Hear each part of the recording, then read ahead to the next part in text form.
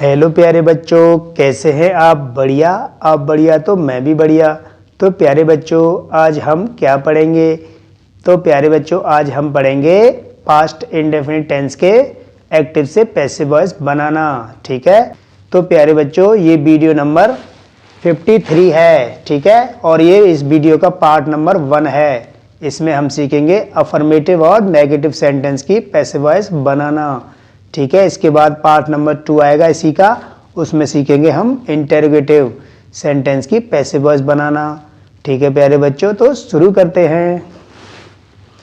जैसा कि मैंने हेडिंग डाल रखी है, past indefinite tense part number 1। ठीक है। तो ये आपकी बेसिक इंग्लिश का ये 53 वीडियो है। इससे पहले सारी जितनी वीडियो उसको क्रम से देखो, तभी कुछ अच्छी तरह से समझ में आएगा आपको। तो प्यारे बच्चों, ये आपका अफर्मेटिव सेंटेंस है। तो अफर्मेटिव सेंटेंस की कैसे बनाएंगे? तो इसमें कुछ रूल लिख लेते हैं। एक वचन कर्ता के साथ, एक वचन कर्ता के साथ सहायक क्रिया, सहायक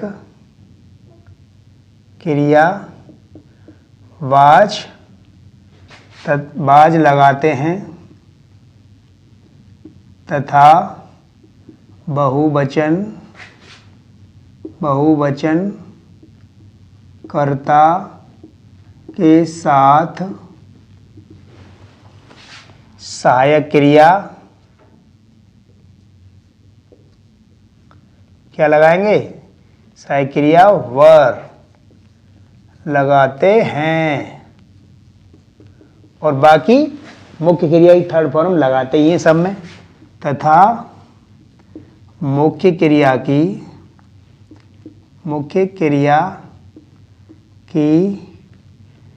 थर्ड फॉर्म लगाते हैं। ठीक है प्यारे बच्चों। तो प्यारे बच्चों, इसकी स्ट्रक्चर लिख लेते हैं। क्या स्ट्रक्चर होगी इसकी? सब्जेक्ट प्लस वाज या वर आएगा। हेल्पिंग वर्ब क्या आएगी? वाज या वर। एक वचन सब्जेक्ट है, यानी कि एक वचन करता है तो क्या आएगी? वाज, और बहुवचन है तो वर आएगी। ठीक है।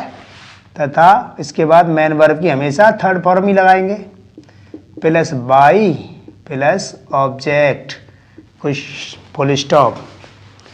अब एग्जाम्पल लेते हैं, उससे अच्छा क्लियर हो जाएगा। एग्जाम्पल 1, द कैट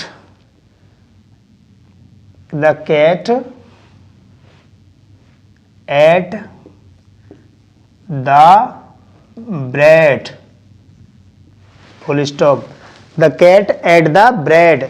तो हम जानते हैं पास्ट इंडेफिनिट के अफर्मेटिव में, एक्टिव में हमेशा मेन वर्ब की क्या लगती है? सेकंड फॉर्म लगती है प्यारे बच्चों अफर्मेटिव सेंटेंस में। उसको अच्छी तरह से याद रखना है ना।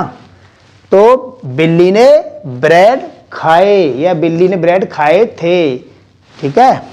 तो कैसे बनाएंगे प्यारे बच्चों? ये क्या है? ऑब्जेक्ट, ऑब्जेक्ट का सब्जेक्ट बनाओ और सब्जेक्ट का ऑब्जेक्ट बना दो, बस। तो द ब्रेड, ब्रेड एक वचन है, ब्रेड्स नहीं है, एक ही ब्रेड है। The bread was eaten by the cat, यानी कि बिल्ली के द्वारा ब्रेड को खाया गया। नेक्स्ट एग्जाम्पल लेते हैं। द चिल्ड्रन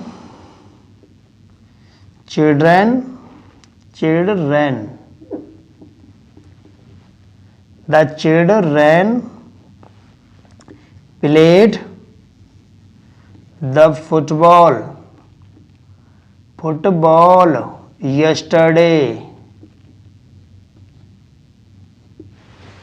बच्चों ने कल फुटबॉल खेला था। तो कैसे बनेगा प्यारे बच्चों? ये यस्टरडे, टुडे, टुमारो जहां है वहीं रहेगा। बाकी हम ऑब्जेक्ट को सब्जेक्ट बनाएंगे और सब्जेक्ट को ऑब्जेक्ट बनाएंगे, बस। तो the football was played by the children yesterday, yesterday। इसका मतलब क्या हुआ? The football was played by the children yesterday। Football को बच्चों के द्वारा कल खेला गया था। और एग्जाम्पल ये आपका पैसिव वॉइस बन गया, ठीक है। ये क्या था? Active voice. और ये आपका पैसिव वॉइस बन गया था, और ये भी एक्टिव वॉइस था, ठीक है। तो आप समझ जा करो, ठीक है। मैं हर बार नहीं लिखूंगा, ठीक है। पैसिव वॉइस है, एक्टिव वॉइस है, ठीक है। और एग्जाम्पल ले लो। कौन सा एग्जाम्पल है बताओ? माई मदर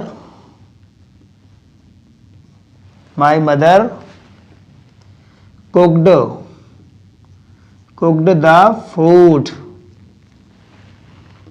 मेरी माताजी खाना पका चुकी थी।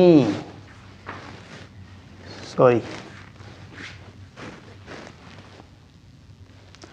My mother cooked the food. मेरी माताजी ने खाना पकाया था। तो कैसे बनेगा? द फूड इधर ले आइए। द फूड वाज, एक वचन है द फूड, तो वाज आएगी हेल्पिंग वर्ब, और कुक्ड की कुक्ड हो जाएगी, कुक्ड बाई माई मदर,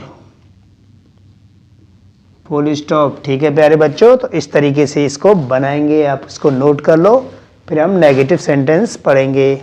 तो मैं इसको रब करता हूं। हाँ, तो नंबर 2 क्या है आपका? Negative sentence. Negative NEGATIVE, sentence SENTENCE। ठीक है, तो नेगेटिव सेंटेंस में क्या लगा देंगे? हेल्पिंग वर्ब वाज या वर के बाद नॉट लगा देंगे। बस लिख लो तो इस लाइन को। वाज या वर के बाद नॉट लगाते हैं। बस शॉर्ट में लिख लो, ज़्यादा डिटेल में तो मैं अफर्मेटिव बता ही चुका हूँ। ठीक है, लगाते हैं, बस स्ट्रक्चर लिख लो बस। और क्या है, बहुत ही सरल है इंग्लिश। ठीक है, इंग्लिश के एक्टिव, पैसिव, डायरेक्ट, इनडायरेक्ट और टेंस, ये सब बहुत ही इजी हैं। आपको बस कंसंट्रेट करके उसको पढ़ना है, फोकस करके आपको पढ़ना है, उसको समझना है, रटना कुछ नहीं है। ठीक है, ठीक है प्यारे बच्चों, तो इसकी स्ट्रक्चर लिख लेते हैं। क्या आएगी? सब्जेक्ट प्लस वाज या वर प्लस आपकी नॉट आ जाएगी, प्लस मैन वर्ब की हमेशा थर्ड फॉर्म आ जाएगी, प्लस बाई, उसके बाद आपका ऑब्जेक्ट आ जाएगा, फुल स्टॉप। एग्जाम्पल लेते हैं, एग्जाम्पल से सब कुछ क्लियर होता है ना। तो देख लेते हैं।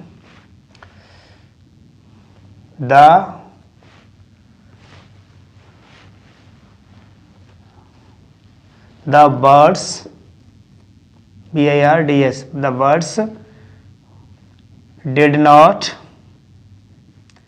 eat the grains। चिड़ियों ने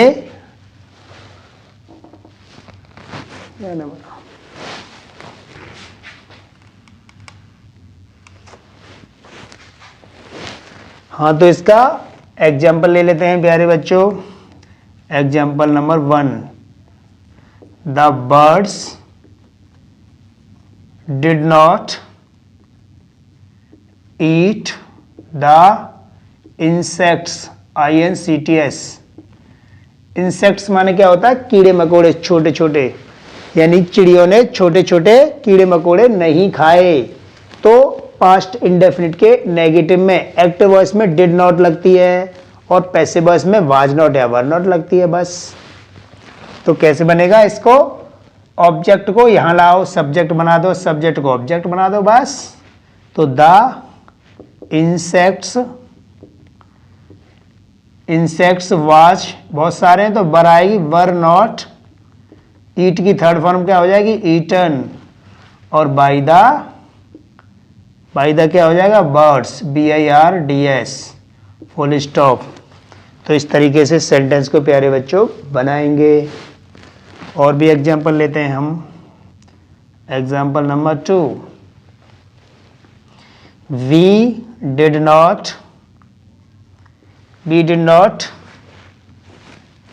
abuse him, हमने उसे गाली नहीं दी थी। तो कैसे बनाएंगे प्यारे बच्चों, इस ऑब्जेक्ट को सब्जेक्ट बना दो और सब्जेक्ट को ऑब्जेक्ट बना दो बस। तो वी हिम का क्या हो जाएगा, ही के साथ आ जाएगा वाज, और नॉट तो है ही है, जहां है नॉट वैसे थर्ड। अब इसकी थर्ड फॉर्म लगा दो, एब्यूज्ड बाय, वी का हो जाएगा बाय अस, फुल स्टॉप। तो इस तरीके से सेंटेंस को हम पैसिव में कन्वर्ट करेंगे। ठीक है, तो नीचे वाला पैसिव है, ऊपर वाला एक्टिव वॉइस है। और भी एग्जाम्पल ले लेते हैं एक और, चलो एग्जाम्पल नंबर 3 कौन सा लेते हैं बताओ। द टीचर डिड नॉट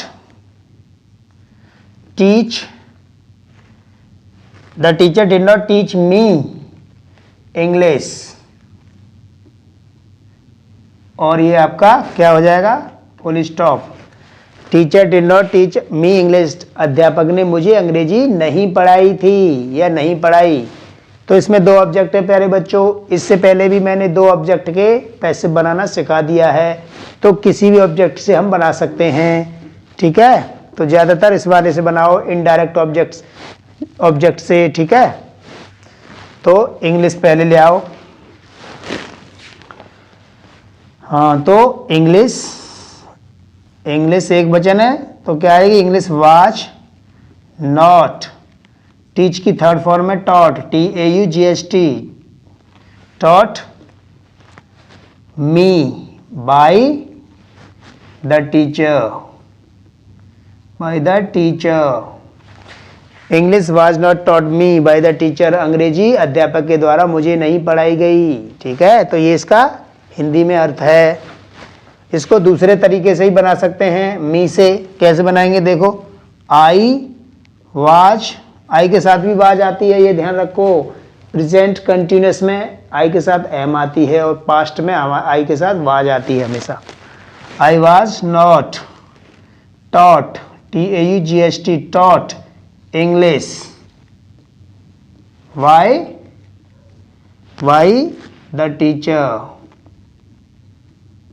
ठीक है, फुल स्टॉप। तो इस तरीके से इसको बनाएंगे प्यारे बच्चों, तो आप इनको नोट कर लीजिए, है ना। तो मैं इसके बाद क्या बताऊंगा, इंटेरोगेटिव सेंटेंस। ठीक है प्यारे बच्चों, तो इस वीडियो में बस हम इतना ही पढ़ेंगे। छोटी छोटी वीडियो इसलिए बना रहा हूं ताकि आपको पढ़ने में बोरियत ना हो। इसका पार्ट नंबर 2 बनाऊंगा, उसमें हम इंटेरोगेटिव सेंटेंस पढ़ेंगे। तो प्यारे बच्चों, इस वीडियो में बस इतना ही पढ़ेंगे। अगर आपको सब कुछ समझ में आ रहा है तो वीडियो को लाइक करो, शेयर भी करो, और मोस्ट इम्पॉर्टेंटली सब्सक्राइब भी कर लो, और उस बेल आइकन को भी प्रेस कर दिया करो ताकि आपको नई वीडियो के नोटिफिकेशन तुरंत मिल जाए, है ना। तो प्यारे बच्चों, आज के लिए बस इतना ही। धन्यवाद।